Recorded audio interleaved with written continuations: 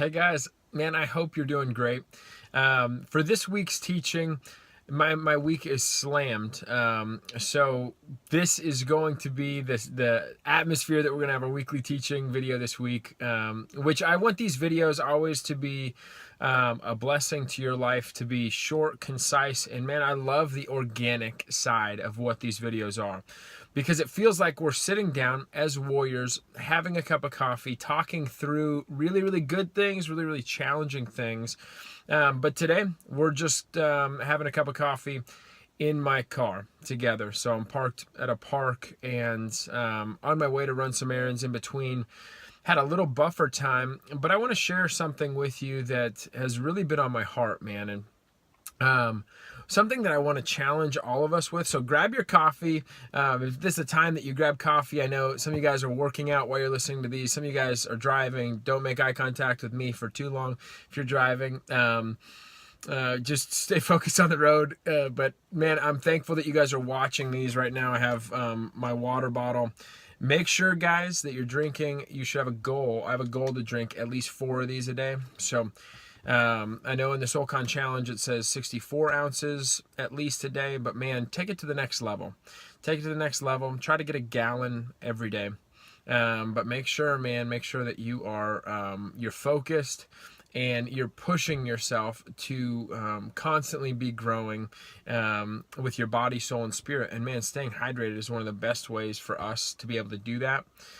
So get your water intake. Make sure that's up. And I want to dive in today to what's on my heart, and I believe that God has for our community, our brotherhood today.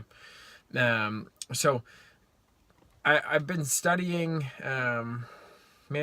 for this last week about, I would say almost probably hundreds, if not in the 1,000 or so stats of pornography and the industry and where they're focusing and their target market and how they manipulate psychologically and the long-term impact that has on men.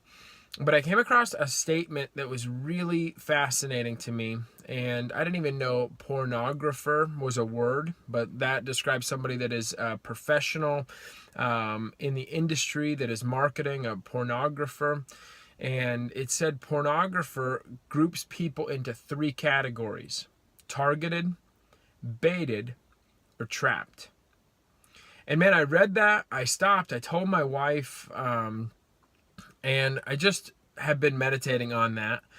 And the perspective that I want to bring to your life, every man that you see, that's their perspective of everyone is either targeted, everyone, and the statement said everyone. They're either targeted with pornography, they're either baited with pornography, or they're trapped into using pornography. And that's how they do it. Then they want to get people addicted to pornography. That's how the industry works. But I want you to understand that you look around men in church this Sunday, they are targeted, baited, or trapped. You look at the teenagers, they're targeted, baited, or trapped. And Satan, I believe, for us, is looking at believers and saying, you know what, I'm targeting them, I'm going to try to bait them out, and I'm going to try to trap them. So there's no gray area, guys. And we know this as warriors. I've been teaching on this a lot.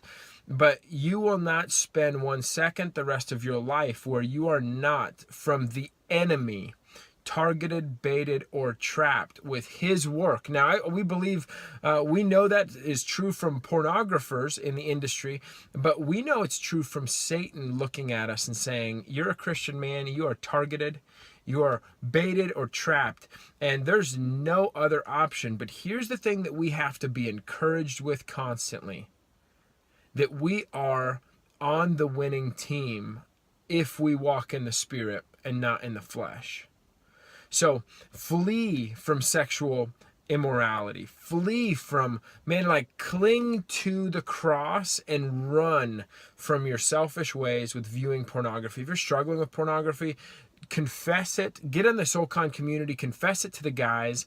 Confess it to a guy in your church. There's going to be healing there. And men, make sure that you live in accountability. For the first 9 months of my Christian life, I dealt with a pornography addiction. And I believe I have post-traumatic stress syndrome from that pornography usage that I deal with and fight every day the rest of my life. And I will every day the rest of my life. But I live in such heightened state of alert because I know Satan is targeting me. He's trying to bait me, and he wants to trap me with the lusts of my flesh, that I stay heightened because I don't want to feed sin in any area of my life. Now, maybe that's not for you. Maybe that's not pornography. Maybe that's alcohol. Maybe it's drugs. Maybe it's anger. Whatever it is, know that Satan is targeting you. He wants to bait you, and he wants to trap you. So taking that and saying, man, God, help me have the sober mind that Peter talks about in 1 Peter 5:8. Be sober and alert. Your adversary, the devil, he is prowling around like a roaring lion, looking for somebody whom he may devour.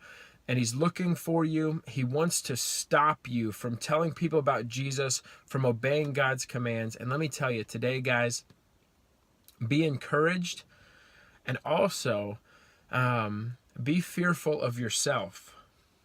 There's no reason to fear God, ever. Like, we worship God with fear and trembling because Philippians 2:12 and 13, it's because of our sinful state.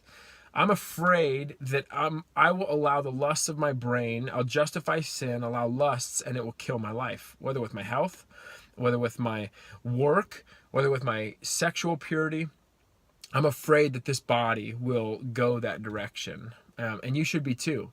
But every day we worship God with fear and trembling to say, God, it's not you that we're afraid of, but it's our own actions screwing up the message in our lives that we're preaching to others. Our actions can't screw up the gospel, but man, our actions can sure screw up the legacy of the gospel in our own lives.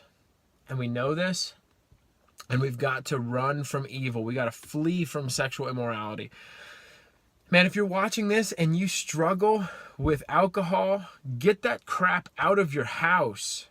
If you're watching this and you struggle with medicine and you have prescription medicine in your house, get it out of your house. We've got to be extreme as soldiers for Christ, because I promise, man, in the realm of the kingdom, you are such a threat. Because you know Christ and you walk in the Spirit and you're making intentional progress towards a life full of grace and righteousness, and you're a threat to all the work that Satan has been working so hard to establish in people's lives.